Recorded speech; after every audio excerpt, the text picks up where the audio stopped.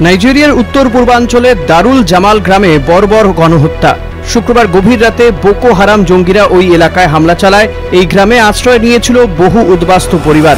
হামলায় কমপক্ষে প্রাণ হারান ৬০ জন, পাশাপাশি অনেক বাড়ি আগুনে পুড়ে ছাই হয়ে যায়। কিছু গ্রামবাসী নিরাপদ স্থানে পালিয়ে যেতে সক্ষম হন।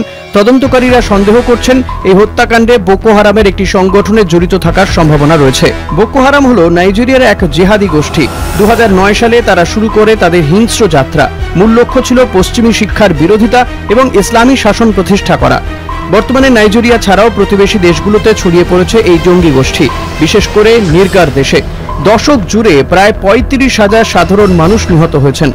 আরও ২০ লক্ষেরও বেশি মানুষ এখনো গৃহহীন। বোকো হারামের প্রধান নেতার মৃত্যুর পর গোষ্ঠীটি ভাগ হয়ে যায়। একটি সংগঠন প্রধানত সামরিক এলাকা লক্ষ্য করে হামলা চালায়, অন্য গোষ্ঠী নিরীহ মানুষদের উপর হামলা, ডাকাতি ও মুক্তিপণের জন্য অপহরণ করে। প্রায় এক দশক আগে বামা স্থানীয় সরকারের এলাকা ছিল বোকো হারামের হামলার অন্যতম লক্ষ্য।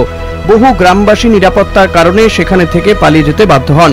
সাম্প্রতিক সময়ে সেখানে সামরিক অভিযান চালানো হয়। এরপর স্থানীয় প্রশাসন বিপর্যস্তদের পুনর্বাসনের জন্য বেছে নেন দারুল নামক গ্রামটি। ঘটনাচক্রে সেই গ্রামেই ঘটে গেল গণহত্যার মতন মর্মান্তিক ঘটনা। কলকাতা টিভি।